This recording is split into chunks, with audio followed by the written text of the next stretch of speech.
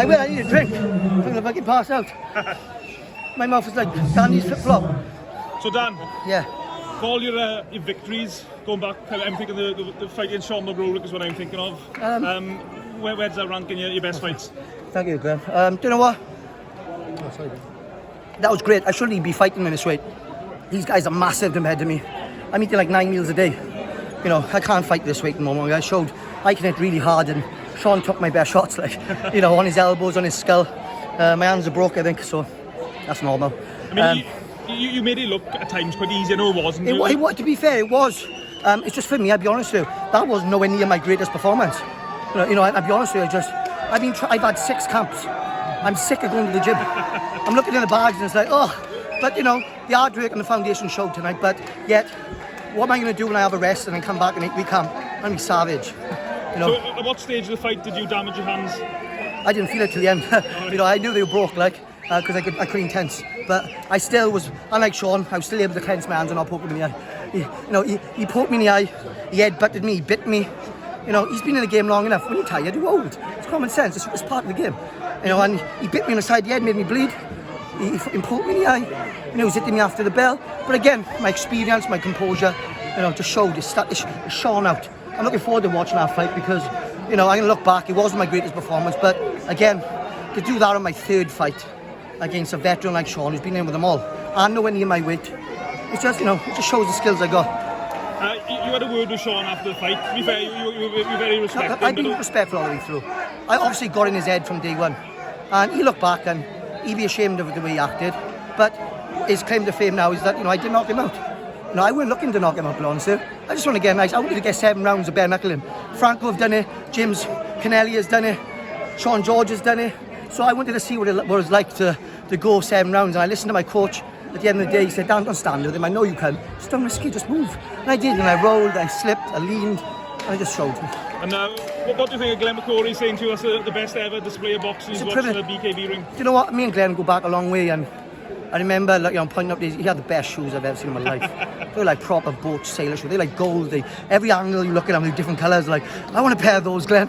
And he wouldn't give them to me, the wrong size. I'm size 5, he's size 11. But what a privilege. He's a great guy. He's the same. He's been through alcohol and drugs in his life. He knows what effect that has on a young man, on himself. And he's turned his life around, and I've turned my life around away from all that negative shit. So I've got good people around me, my team. I want to thank all my sponsors. Look at this. Just the support I've had. Just look at it. I mean, that's what inspires me, you know, showing the kids that are, you know, doing this and still being a nice guy out there in the ring. You don't have to be a hard, tough guy. I'm not a hard, tough guy. I just love teaching. I love showing my skills. And I'm respectful. Again, even when he cut me, I stayed composed in the fight. I want to show the kids that staying cool and staying calm.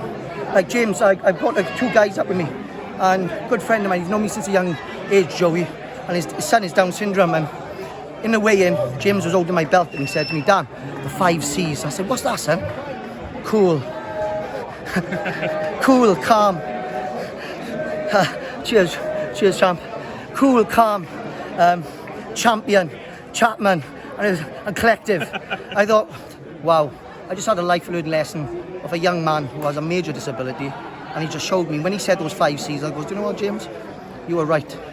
And again, all the years I've been around him, and he just literally just learnt me another lesson. You think you know it all, especially my age now. But I come to a BKB show, a close friend of mine, his son's got Down syndrome, and he's a great champion. He's a champion, yes, a real champion. And he just showed me another life lesson. And it's just, I mean, look at this support. Everyone was bouncing. Yeah, what was it like for you when you, at the end there, when you were doing your rap? Was that something you planned, or was that just... You know, I was off the cuff, I'll be honest with you. I've been saying little things when I'm driving and trying to motivate myself to get to the gym. But that little rap, that's what it's all about. I'll show you personally. All the years I've been hiding behind many things, my wings were clipped. They're unclipped now. And I can really show my personality and who I am as a young man. And, you know, and to show I want to be the baddest bare knuckle fighter on the planet. And I think I'm on a good start to that. So with that in mind, Daniel, where's the next step for you in your bare knuckle boxing? To be honest with you, Jim has got some good names that coming up for me. I am going to have a couple of months rest. I deserve a rest. I'll be honest with you, I've had 6 camps since a year and a half ago. I haven't had a day off the gym, a year and a half. So I'm having a couple of weeks off. Well, I got to say, Daniel, it's proud to know you. I've known you for a long time, since you were a young boy. Look at these hands, boys. Look at those hands. Oh, it's going to be fun having a pint. I'm going to have a pint tonight. I am. I'm sure John Radnor will be very proud of you as well. Do you know what? I'd be forever in my debt with that man. He's not here, and I could live on to be 1,000 years of age, and I'd still owe him. Well, to be fair, in your own way, you were carrying on John's legacy. Oh, the way that's you what he work would have with told me. kids. That's what he would have wanted me to box like that tonight. Thank you, Kieran. All right, Dan. Good to see you, mate. Awesome, mate. Proud of you. Sean, took it down.